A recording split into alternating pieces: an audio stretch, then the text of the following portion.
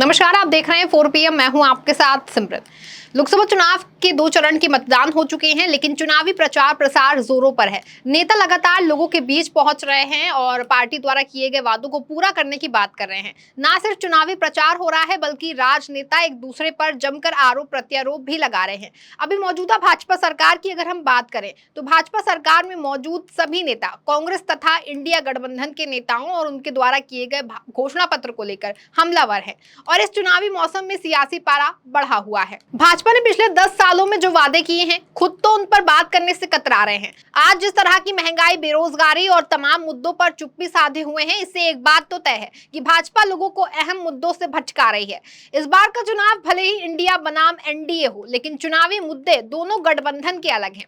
एक तरफ जहां पीएम मोदी और भाजपा हिंदू मुसलमान की बातें कर रहे हैं, वहीं दूसरी तरफ इंडिया गठबंधन के नेता लगातार ऐसे मुद्दों को उठा रहे हैं जो कि असल में इसमें चल रहे हैं। दरअसल कांग्रेस पर तय इन दिनों लोगों को न्याय और रोजगार दिलवाने की बात कर रही है। ऐसे में कांग्रेस पार्टी के नेता भी लगातार रैलियां कर रहे हैं और अपने संबोधन में भाजपा और पीएम मोदी को जमकर घेर रहे हैं। बता दें कि इस बार के चुनाव में कांग्रेस पार्टी काफी सक्रिय नजर आ रही है। ऐसे में कांग्रेस महासचिव प्रियंका गांधी, कांग्रेस अध्यक्ष मल्लिकार्जुन खड़गे और राहुल गांधी समेत अन्य नेता भाजपा पर हमलावर हैं।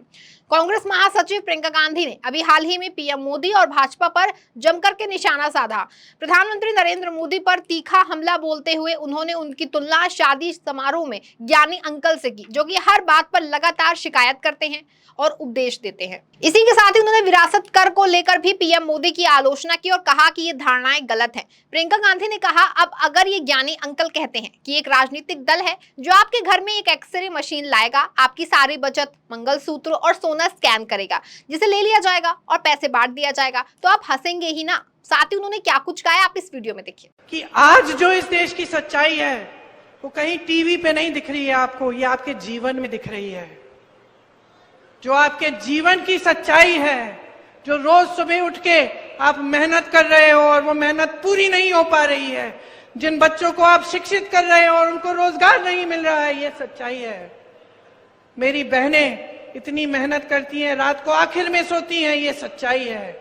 ये है इस देश की सच्चाई। आज चाहे आपको कोई भी कुछ भी कह ले, तो इस सच्चाई को पहचानो, और ये पहचानो कि जो सरकार में है वो आपको गुमराह कर रहे हैं। देखिए, 10 सालों में कुछ काम किया होता ना, तो उस काम के आधार पर आपसे वोट मांगने आते हैं, लेकिन आकर क्या कहते हैं, 70 साल में कुछ नहीं हुआ। ठीक है, मान लेते हैं कुछ नहीं हुआ। ये आईआईटी, एम्स, ये बड़े बड़े उद्योग, ये सब 70 सालों में नहीं बनाया, सब अभी बनाया होगा, मान लेते हैं। लेकिन मैं पूछती हूं कि नरेंद्र मोदी जी, आपने क्या किया है 10 सालों में? कब तक ये रट लगाए रखेंगे?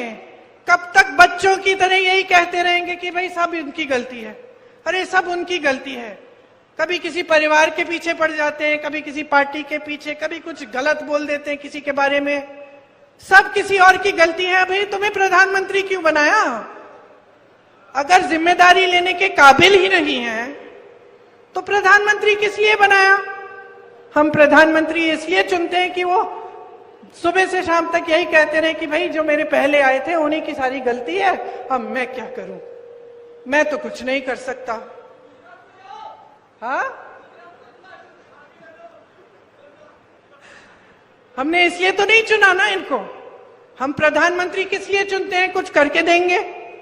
ना सिर्फ प्रियंका गांधी बल्कि कांग्रेस के सभी नेता इन दिनों भाजपा पर तीखा हमला बोल रहे हैं। बता दें कि कांग्रेस द्वारा जारी किए गए घोषणा पत्र को लेकर भी इन दिनों सियासी पारा हाई चल रहा है, लेकिन वहीं दूसरी तरफ कांग्रेस पार्टी के नेताओं पर विपक्षी नेताओं ने भी अपनी प्रतिक्रिया दी है। ऐसे में केंद्रीय मंत्री और बीकानेर लोकसभा क्षेत्र से भाजपा उम्मीदवार अर्जुन राम मेघवाल ने कांग्रेस नेता राहुल गांधी और प्रियंका गांधी पर निशाना साधा है। प्रियंका के रायबरेली से चुनाव लड़ने की अटकलों पर अर्जुन राम मेघवाल ने कहा कि वो डर रहे हैं। मेघवाल ने दावा किया कि उत्तर प्रदेश में कांग्रेस के पास उम्मीदवार नहीं है, जिसके बाद कांग्रेस के वरिष्ठ नेता पी चिदंबरम ने पार्टी के घोषणा पत्र को लेकर सवाल उठाने पर प्रधानमंत्री नरेंद्र मोदी को निशाने पर लिया है। पूर्व वित्त मंत्री चिदंबरम ने कहा कि पीएम मोदी ऐसे कांग्रेस के घोषणा पत्र की बात कर रहे हैं जिसे उनके किसी घोस्ट स्पीच राइटर्स यानी कि गुमशुदा भाषण लेखकों में से एक ने लिखा है। चिदंबरम ने प्रधानमंत्री मोदी को सलाह देते हुए कहा कि उन्हें कांग्रेस के घोषणा पत्र में शामिल असल मुद्दों पर बहस करनी चाहिए। पी चिदंबरम का पीएम मोदी को लेकर ये बयान ऐसे समय पर आया है जब देश में इनहेरिटेंस टैक्स यानी कि विरासत टैक्स का मुद्दा गरमाया हुआ है।